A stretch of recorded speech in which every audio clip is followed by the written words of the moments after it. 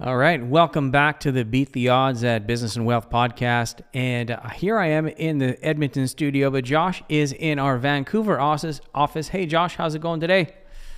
Oh, pretty good, Trevor. I guess we got the earth-shattering news from Queen Smith and King Carney there, right? It's going to change our lives forever, and we're going to drill into it today. So, Yeah, no, that sounds good. I mean, when I saw this come through yesterday, I'm just like shaking my head, going, okay, maybe we'll give them the benefit of the doubt, but upon further review, it just looks to me like a bunch of virtue signaling, a bunch of hoping that we get rid of carbon in the atmosphere, and not a whole lot of progress for Alberta. But I know you've dug into it, so let's get started.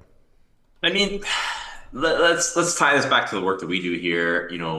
Fractional CFO services, and we get clients who they get the first offer from someone ever to buy their business, and they get a letter of intent or memorandum of understanding, and they think that that is like some sort of, it's like an ironclad agreement that they have, right? Like it's just like an ironclad agreement. And in reality, it's just like it's a nothing burger, right? Whenever I get clients and they get this letter of intent, I was like, do you guys know how many businesses where someone sends a letter of intent actually close? It's like, roughly anecdotally from our experience, it's like 10% where someone shows an interest in purchasing a business, like big purchases like that. And a lot of people haven't run a business, so they haven't come into that, but they probably watched like Shark Tank on TV or they've watched Dragon's Den, and they think that every time they shake hands that deal actually comes to fruition. When in reality, it's like you can even see like they've done interviews and they'll tell you like less than 10% of those deals actually come to fruition. And so what I want to do is we tell people is like there's things that can actually put in these letters to give them some more teeth, right? And when we get business owners and they get someone who's interested in buying a business, it's like something we put in a letter of intent. It's like, yeah, sure, we'll do the due diligence, but you have to put up a $10,000 non-refundable deposit. It's like, and $10,000 might seem like a big number, but when you're negotiating a business that's in the millions of dollars, it's like it just shows that they're actually serious about purchasing. And I'll go through this agreement here and show like what's in there and kind of what's not in there too, so people are looking at specifics. All right, sounds good. So I'm gonna share my screen here, Trevor, and I'm gonna pull up the doc. This is the actual document. So this is the Memorandum of Understanding. This is what they were all talking about, and I think they were joking about having the Donald Trump moment. And you can see it has two logos on it. It's nice and pretty. We got a Government of Canada logo and a Government of Alberta logo. Now, what we don't have here is we don't have any official, legislation coming from either the provincial government or federal government. This is just two leaders who got together and they're going to do this memorandum of understanding. To show you how serious that these memorandums of understanding are, when you fast forward to the end of the memorandum of understanding, there's not even a signature on the document.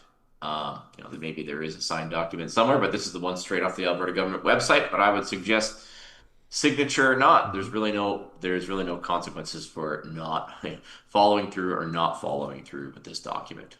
Okay, so let's go through, what it looks like and what I think it is here. And so I want to go to page number 3 here.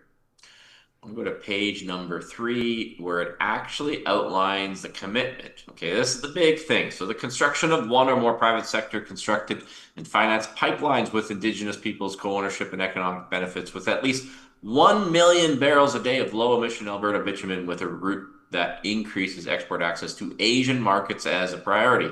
The application for this pipeline project will be ready to submit to the Major Projects Office on or before July 1st, 2026. Is agreed that this new pipeline would be in addition to the expansion of the Trans Mountain Pipeline for an additional 300 to 400,000 barrels per day destined for the Asian market. So it's not, they're not building on the existing. It's new. So that sounds good. Like that sounds good. Is okay. We're actually going to have a path to submit an application.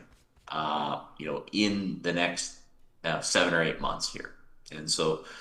At first out, at first glance, Sounds good, right, Trevor? When I was reading through it, I was like, yeah, that looks pretty good. I mean, from all intents and purposes, it seems reasonable that yeah, we can put together an application to build this pipeline. But I still don't buy it. I just don't buy it. Yeah. Then you get into here. Here are the problems. So you go into page 4 of the document here, and I just want to get to the. Here is the issue, and we've heard this described as a veto, but here's what it's actually said: is Canada and Alberta agreed to engage with British Columbia immediately in a trilateral discussion on the pipeline project and during the potential development and construction of the bitumen pipeline referred to in this Memorandum of Understanding, and to further economic interests of BC related to their own projects of interest that involve the province of Alberta, including entities. In addition, Canada will work with BC on the projects of national interest in this jurisdiction. So here's the thing: it's promising this is a document suggesting that there's going to be a trilateral negotiation. It's a memorandum of understanding, but who is this document between? Is it between 3 entities or 2? It's between 2. So it's a memorandum of understanding, kind of obligating discussions and coordination with a third party who's not part of the document. The unsigned document, just so we know, just so we're clear, a document that wasn't the result of any sort of official act of government, didn't result in a signature at the bottom, on this one, at least on the website. And, it's promising actions of a third party who's not part of the document itself. How does that sound, Trevor? But wait, there's more. Yeah. Already we know that Dave Eby in British Columbia has said no to any pipelines. He's got no interest in it whatsoever. There's no use case. You're not going to dirty our waters.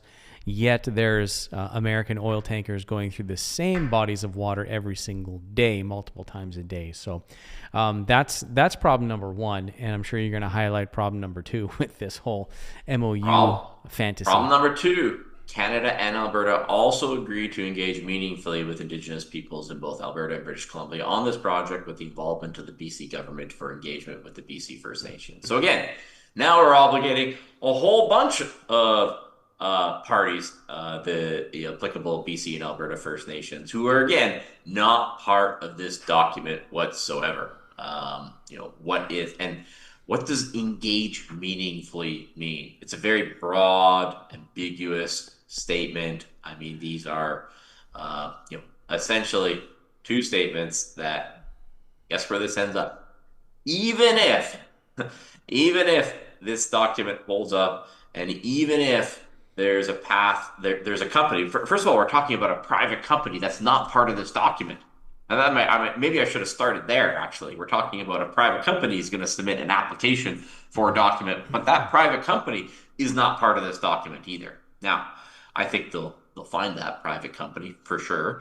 Be interesting to see the quality of that private company, because that'll gauge the risk. It's like is this going to be a major multi-billion-dollar public company, or is this going to be a B-level company because the A-level companies are just kind of fed up with this process and they can see through it. So yeah, I would suspect, Josh, that this is going to be a company that is somehow owned by Brookfield or managed by Brookfield or has some connection to Brookfield, so that our beloved Prime Minister can also profit from this arrangement should it go through. Yeah. I mean, so we're talking about a private company who's not part of the Memorandum of Understanding, who's going to submit a bid. We're talking about the different provincial government who's not part of the Memorandum of Understanding, and multiple Indigenous communities who are also not part of this Memorandum of Understanding, and all of them need to come together in order for this thing to happen. And so, and that's what it is. It's like, this is a memorandum of understanding. This is no different than the memorandum of understandings or letter of intents that you get on private businesses. It's just it's an agreement to try to come to an agreement, not an actual agreement. That's all it is.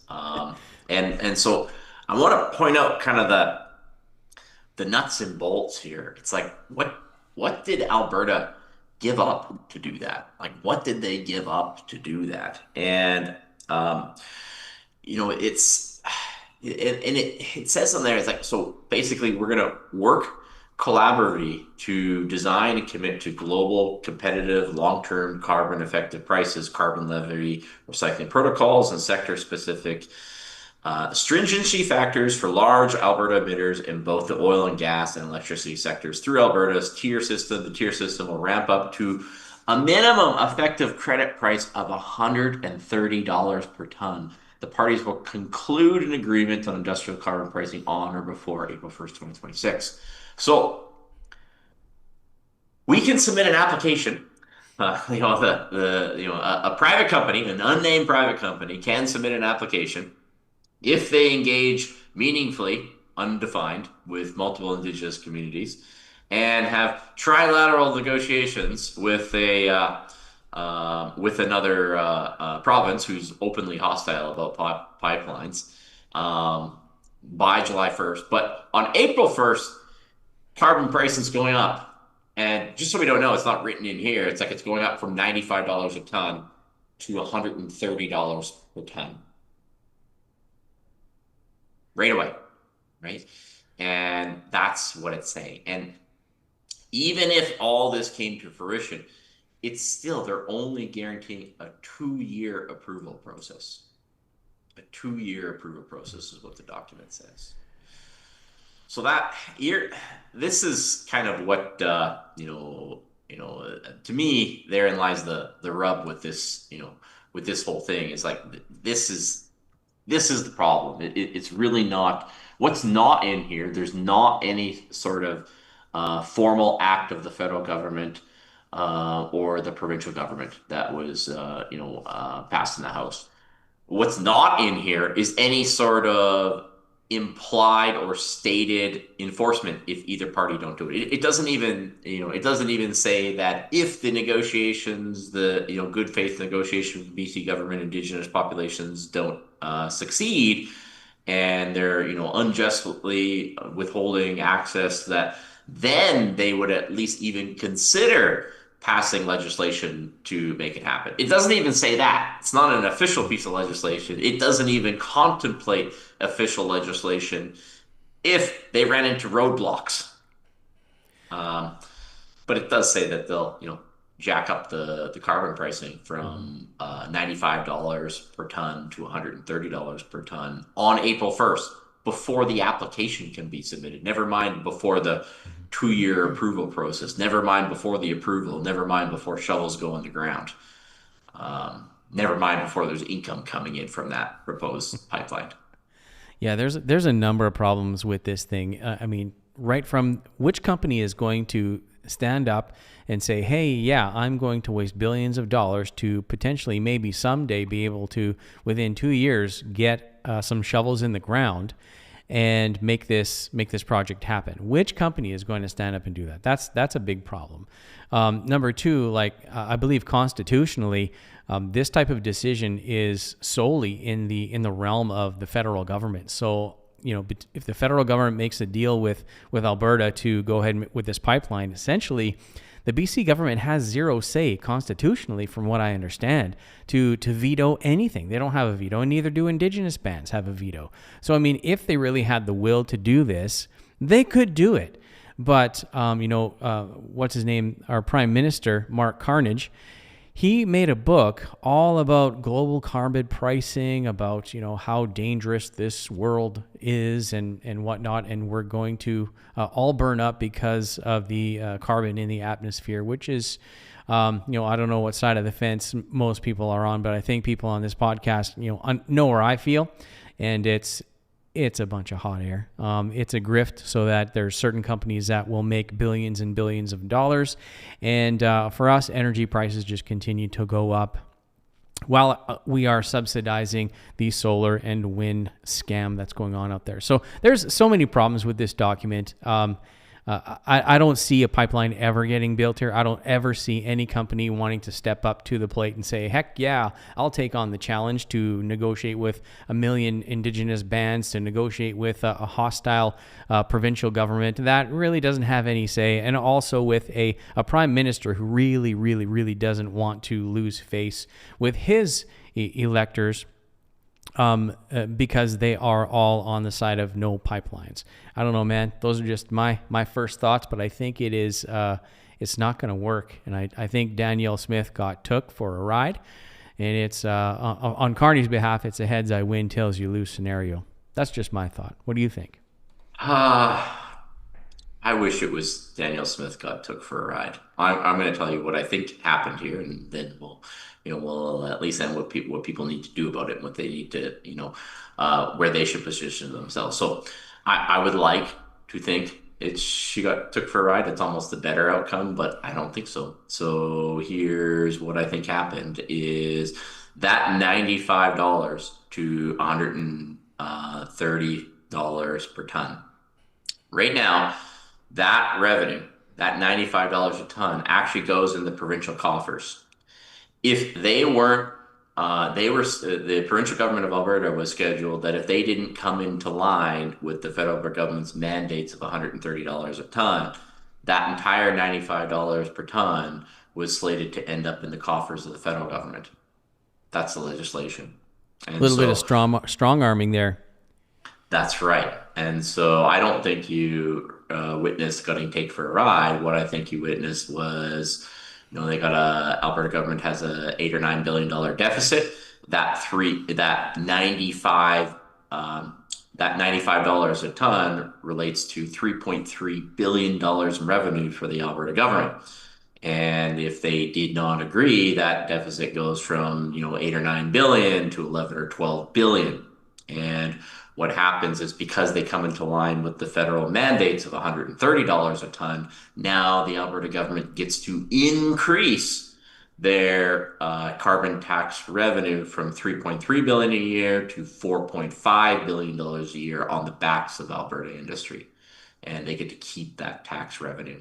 And what Danielle Smith gets is, she gets to cloak that carbon tax increase that ends up in the provincial coffers as a deal for a fake pipeline deal that cannot fail before the next election because of the timing. Because we're due for an Alberta election in 2027, but this application is due to be submitted in 2026, and it would not expire until 2028, when the likely scenario is that even if they get this application in, that's when the court challenges come. So the Alberta government gets to pull the wool over the electorate's face and basically say, hey, we got a pipeline deal. It's coming. Just elect us one more time. Just overlook the carbon pricing that we got. Just overlook the carbon tax that we just approved, because I swear the pipeline's coming this time. And the probability that comes, it's basically a deal that on face, it can't fail before that time, but over the duration, it's almost certain to fail. I actually asked I was asking Grok earlier today, it's like, what's the probability that the pipeline actually gets built in Carney's tenure up until 2029? And Grok says it's like less than 20%. It's like, even with this memorandum of understanding. And I think that's probably optimistic, right? Because I think even if this application gets submitted, which I think it will get submitted, it'll be interesting to see if it gets submitted by a serious party or a fringe company, but it won't. The failures and the cracks won't be evident till you get closer or after that 2028 deadline. So you'll get a submission of an application in 2026. You'll get a election in 2027, and that they'll run on the fact that we got this pipeline deal done. And then you'll get the court challenges about that pipeline that'll stop the blockade of the pipeline in 2028. And that's the schedule. And I don't think Danielle Smith got taken for a ride. I think she's planning on taking her Alberta voter base for a ride, and that's what I think just happened. Yeah, you're probably not wrong. And yeah, it'll be interesting to see what company steps up to the plate for this. I previously said, something owned or managed or controlled via Brookfield, or somehow they get payoff. But also another country of interest, probably China, because the fight between Trump, the boogeyman, and Canada is still ongoing. Really, they're our largest trading partner by a long shot, and kicking sand in their face is a big. I think it's a stupid idea. But yeah, probably some company out of China or owned by China or something controlled, but it'll have a Canadian name on it. It's probably who's going to step up to the plate. And at the end of the day, like George Carlin said, it's a big, big club, and we ain't in it. So that's kind of where it is at, folks. Yeah, I mean there is no red, there is no blue, there is the state, and there is you. That's it. And so the people have to know is that you might have read this and you got your hopes up. It's like, okay, we're looking for strong fiscal governance, and we're gonna serious about increasing revenue, and that'll reverse the whole course. It's like that's not what's gonna happen, people. It's like the course is that you have to understand that we're in a period of fiscal dominance, and government deficits are going to expand and expand and expand, and we're at a point in history where your financial decisions need to be based on the likely debasement of Western currencies. And so, when you read this, my fear is that people get this and they get distracted and thinking that it's okay. We're just about to turn the corner. We're always just about to turn the corner. We're always it's fine. When in reality, it's like no, the direction is actually very certain at this point, and the insurance against that, what you need to do is also very certain. So we know that they're going to continue to run deficits, that they're going to continue to debase not just the Canadian dollar, it's going to be the US dollar too. And so what, the average person needs to do is, what we help them is, try to get them into the things that can actually keep pace with real dollar devaluation, with the real rates of inflation, which are the private businesses, the properly leveraged real estate, the dividend paying stocks, the gold, the Bitcoin, and how we actually get the households and the various businesses into that. Because as the worst case scenario is people get distracted and they think this was the change we've been waiting for. There's another million barrels of oil just around the corner getting it produced in Alberta and pumped out. It's like not likely, not likely.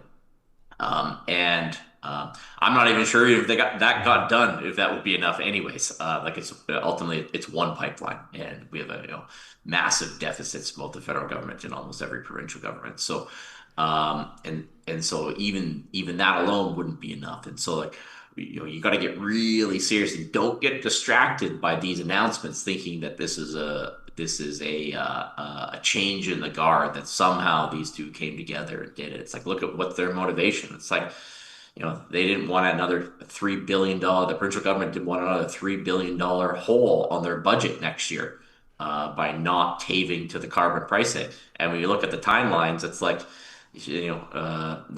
this deal is still going to be looking like it's possible when the Alberta government comes up for election. So when they gotta renew their contract with the Alberta people and renew their paychecks, everything's gonna look like it's fine. It's still plausible, but like the likelihood that it's gonna come to fruition and the timing of when it's gonna fall apart is after that election. It's in 2028.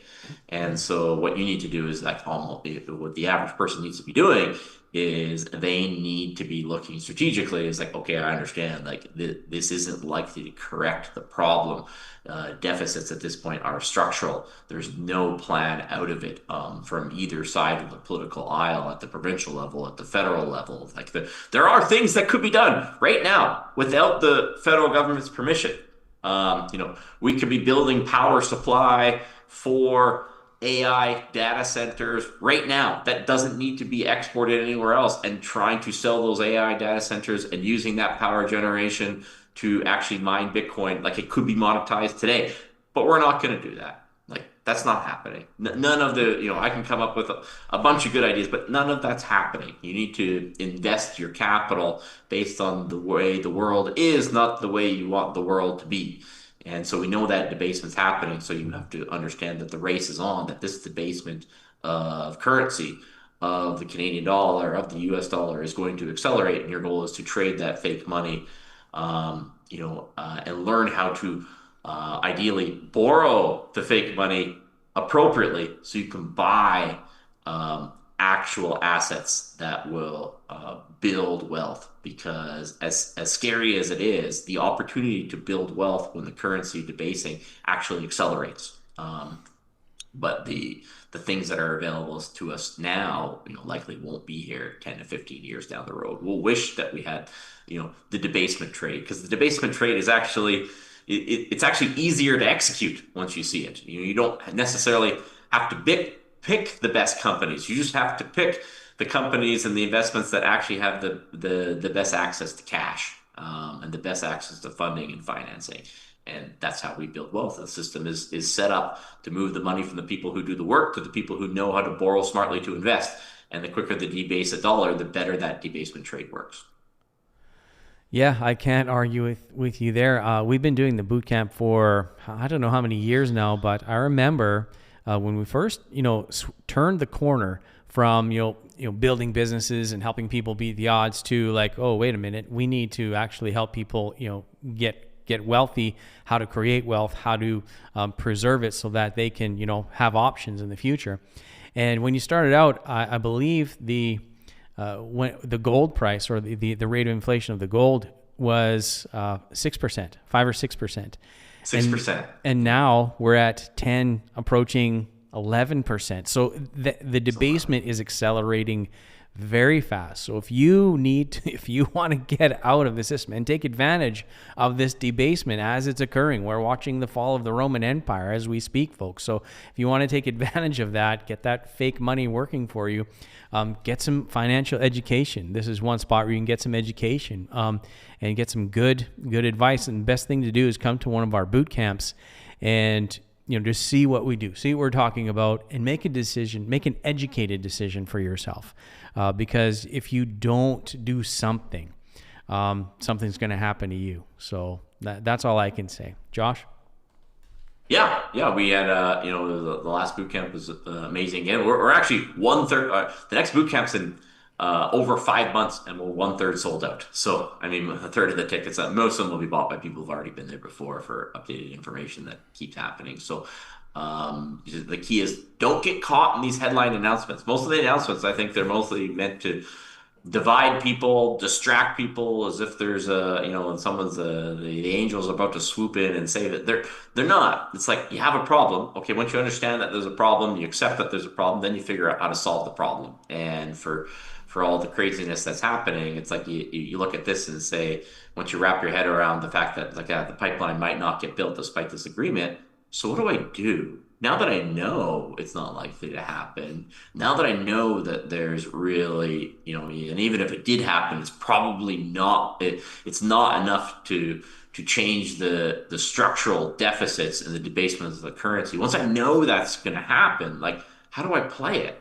Because that in itself is an opportunity, because I know that's going to happen. So you can be depressed about it and complain about it, or you can just say, well, I know it. So how do I play it economically?